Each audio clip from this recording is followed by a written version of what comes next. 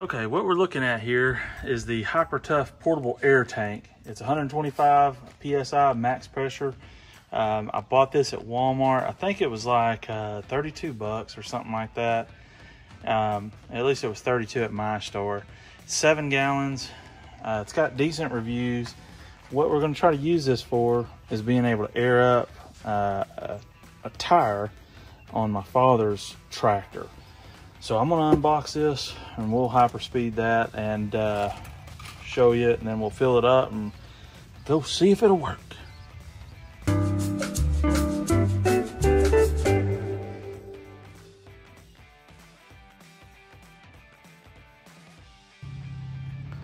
So this is how it's packed in there. Looks pretty nicely packed, so we'll see what we got. Pull this old bad boy out of the box. Okay, so it gives you a startup guide. It says close the valve, fill with air, open valve to use, inflate item, close valve when not used, bleed air after use, drain water. So that is what is included right there. There's also an owner's manual. Probably should read that. So, take a little bit closer look here. We got the hose here. Now this is not any kind of super expensive hose, but it does look like you would have a way to adapt another hose. Just your standard air deal. Put it over your tire, and it's even got a little air in it. But anyways, I'll get to trying to fill. I believe I'll have to fill it right here, I think. I'll just run my other compressor over here, fill it up here, and then this is the bleed valve. You just pull out, I would assume, right here, and that would bleed it, but there's nothing to bleed in there. So, and then this is the on-off switch. Sort of rinky-dink, but all the way to the left is on, and then all the way to the right is off. So, and then here's our gauge right up here. We'll take a quick look at it. So I'll fill it, and I think it'll fill up, and I will try to keep it out of the red. Red is bad. And you want to make sure the valve is closed whenever you start to fill it. Valve is closed.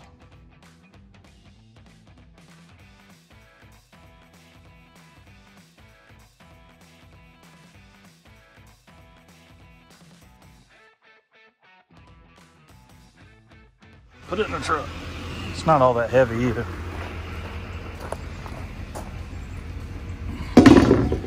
There we go. Let's go air it up.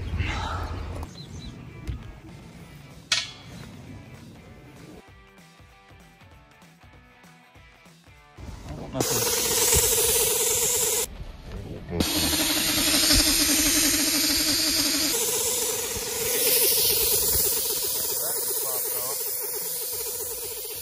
I don't know if it's the heat or what. Yeah, come on, we're leaving there.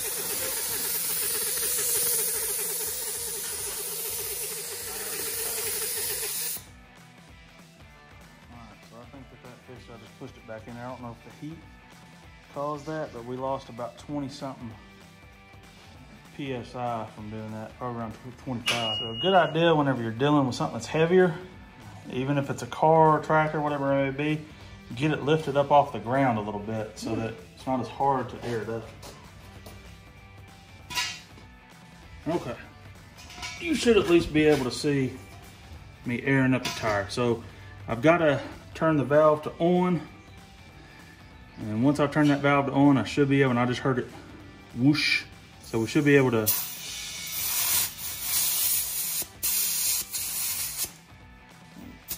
there we go. Now we got good. I mean, it is airing it right on up.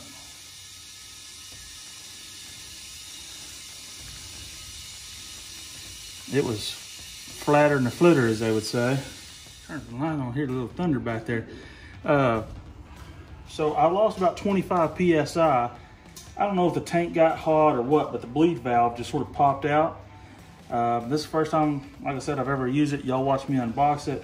We are down around I think 70 PSI left in the tank. And let me see how much pressure we put in there. It's not reading. Now, I don't know if this is a bad deal or what, because I mean, the tire's got it full.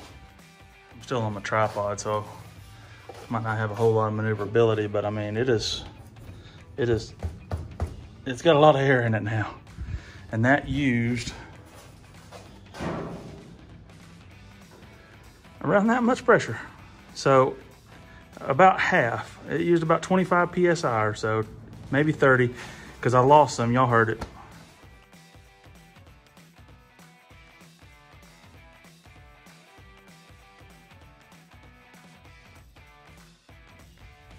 Okay, all in all, this thing did exactly what I would have thought it was going to do. And, you know, the only thing I can think of that I had any issues with was this little pop-off valve, how you could pull this and it would release the pressure. I might end up putting a little zip tie right here to make it a little bit easier to grab a hold of. But that's the only thing I can think of. It come out at some point, and I don't know if it, you know, got a little bit of heat on it and decided that that was the way it needed to bleed off or not. I know propane tanks, big propane tanks, they'll bleed off like that sometimes if the pressure gets too much. But that's just sort of where we're at. I think it would have done exactly what I needed to do, minus that one little deal. Now, if I'd have had that in the back or, you know, somewhere where I wasn't able to keep an eye on it, I could have got somewhere and all that, you know, maybe this would have kicked back in, or maybe it wouldn't have.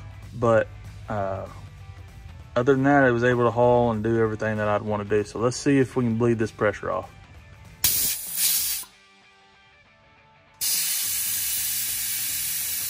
So you just gotta sit there and hold it, I guess. It's not like on my big tank. I'm gonna get a little zip tie, I think, real quick and see if I can't rig up a little.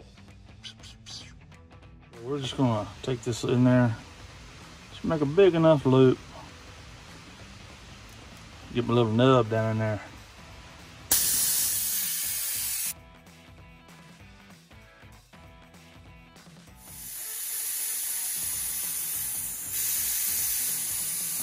She's out enough. Okay, now it also says drain water right here. I don't know what the heck that means. I'm assuming there's some kind of little pressure that gets built up in there, but I don't know. I don't see no water.